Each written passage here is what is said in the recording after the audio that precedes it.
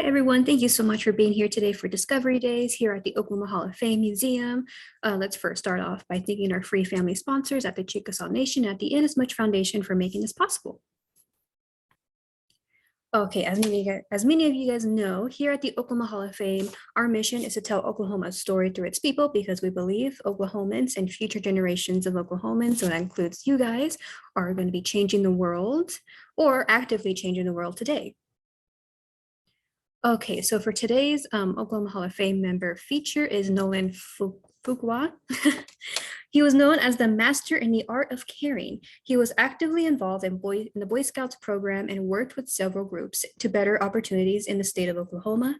He was also an expert on all things oil and direct soil conservation. He was even an organizer of the National Association of Soil Conservation Districts, of which he was president for about 4 years from 1955 until 1959.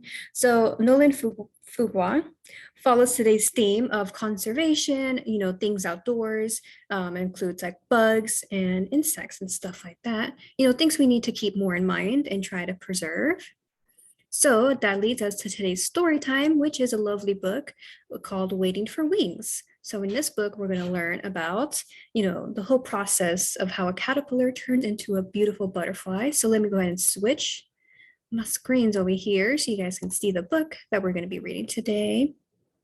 Awesome. Here's the lovely book written by Louise Ehlert, I think. Yes. I'm going to open it up. Awesome. And this book is actually kind of cool because the first page starts right here. So Waiting for Wings. So out in the fields, eggs are hidden from view. Do you guys see the eggs by any chance? I don't really see them. They're very much hidden from view, aren't they? I can't even see them. Clinging to leaves with butterfly glue.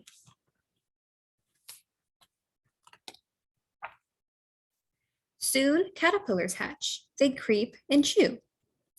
Each one knows what it must do. Find a place where winds don't blow.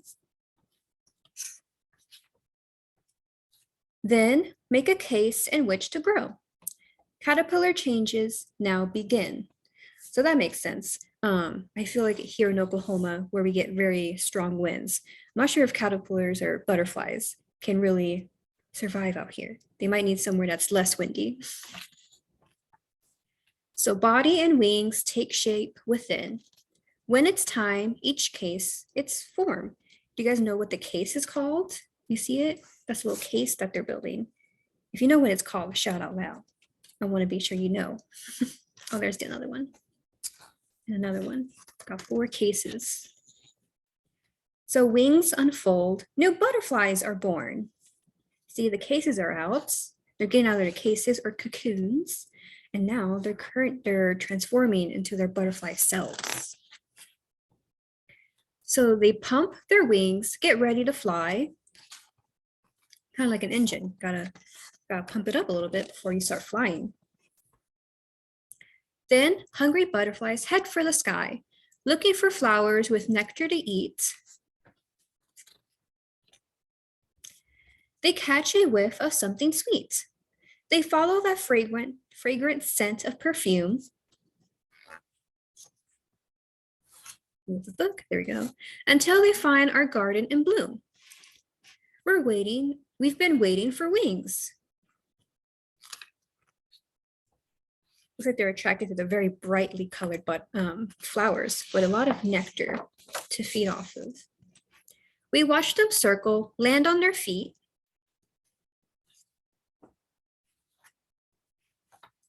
Unroll their tongues and begin to eat. Okay, begin to eat. There they are. They're all eating from the flowers, the colorful flowers.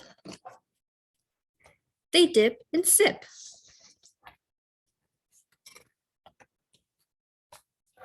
Then fly away back home to the fields. They have eggs to lay.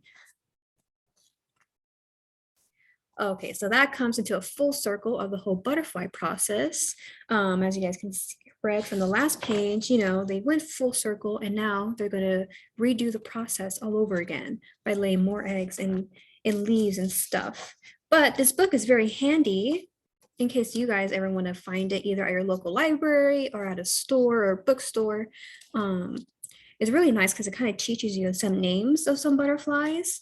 For instance, I didn't know that there were two different types of monarch butterflies. I only knew about this one. This one's actually called monarch overwings, and this one, monarch underwings. But that's really cool. And also what's really nice, tells you the different parts of a flower, kind of gives you an idea of what maybe a butterfly is looking for. And the last thing this book tells us is how to grow your own butterfly garden.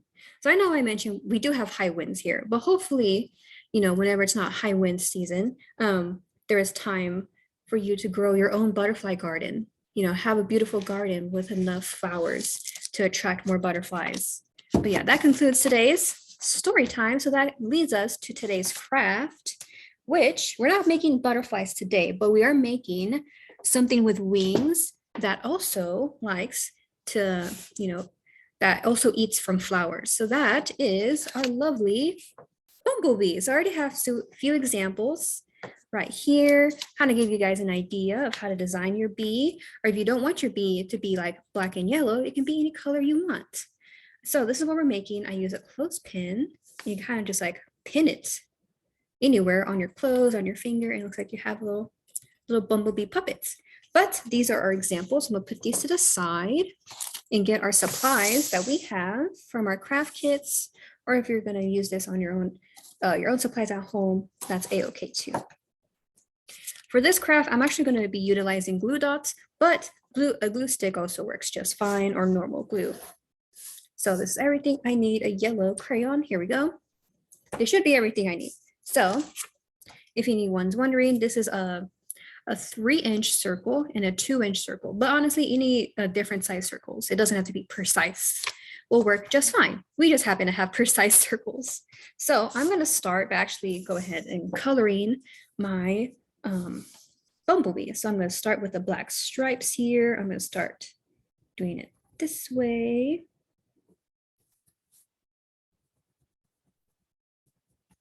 I'm going to start filling in the stripes.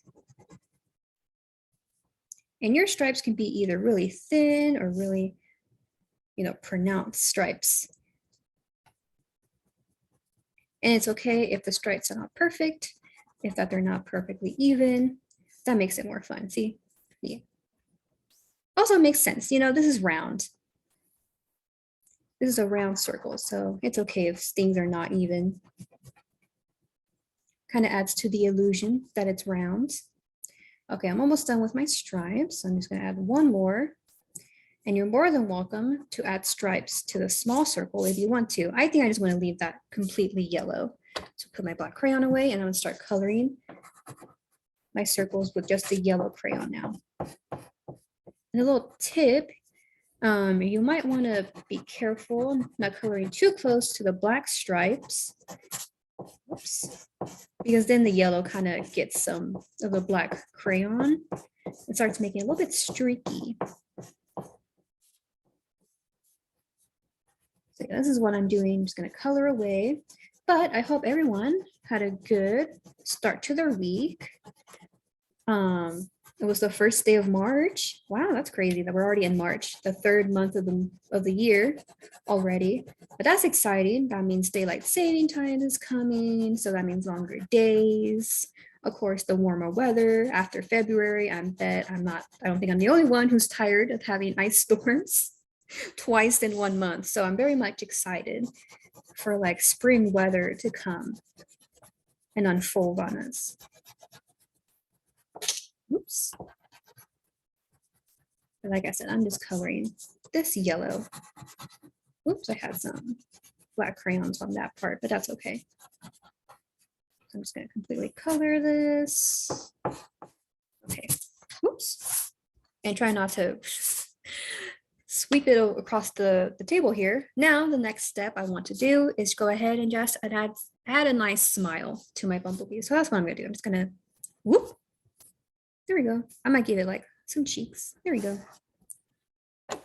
So the next step I want to do, I'm going to take my glue dots, or if you have just normal glue, that also works. I'm going to go ahead and start sticking my googly eyes onto my face, not my face, but the bumblebee's face. So if you do have glue dots, I kind of have a hefty little trick here where I kind of just take apart, you know, the two bits of the glue dots, and I like to stick it, you see the glue dot right there, directly on the googly eye and press. That way the glue dot sticks on a googly eye, and so when I try to lift it, it does not try to come off. See here, okay, let me press a little bit harder. Glue dots are handy, but they can also become unhandy when they don't actually want to come off the plastic part. But yes, I got one eye done, so let me get the other one and not confuse the trash from a perfectly clean glue dot. So there we go, do the same process. Sticking it like that. Oops, almost bit my googly eye. Oh no. Okay, this one should go better. Yes, awesome. And now stick it on here instead of my fingers, almost got stuck to me. But there's the face of our bumblebee. So now the next step is go ahead and start adding glue to our clothespin. That way we can glue the two circles together onto it. So for this one, I'm using 3 glue dots if you also happen to have glue dots. If not, normal like glue stick or glue just across the clothespin on one side of the clothespin should work. But I only need 3 glue dots. So I'm gonna add it that way. Oops.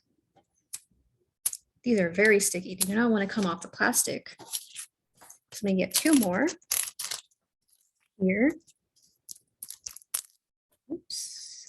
Go. Add another one right here in the middle. Okay, that one was easy to take off. And then our last glue dot right there. Whoops. There we go. If you are using a clothespin like we are, you're more welcome to use a popsicle stick. But if you are using a clothespin, what I found is just sticking it up this way. So you see, kind of like how you normally do it. But yeah, this way instead of this way. That way it's easier to add the wings to it. So yes, I'm using this like this. So I'm having the clothespin stick up this way, where you open it from the bottom. That way when we add our wings, it's quite easy to add them. Okay, so I'm going to start adhering my 2 circles onto the glue dots in the popsicle stick. I mean, not popsicle stick, what? Clothespin. And then this one as well. Oops, not right. Sorry about that. But we're almost done now that everything's stuck.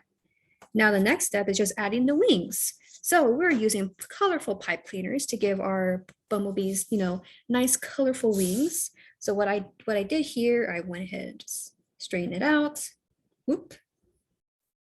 And then I went ahead and just go ahead, kind of bend it in like a 8-figure shape. So like a figure 8, kind of, well, kind of looks like an 8 infinity signal, kind of, kind of like this, almost like an 8, but kind of like an 8. That's how I like to think about it. So kind of like a figure 8. What I want to do is use the 2 ends of the pipe cleaner and bend it in the middle, or at least try to.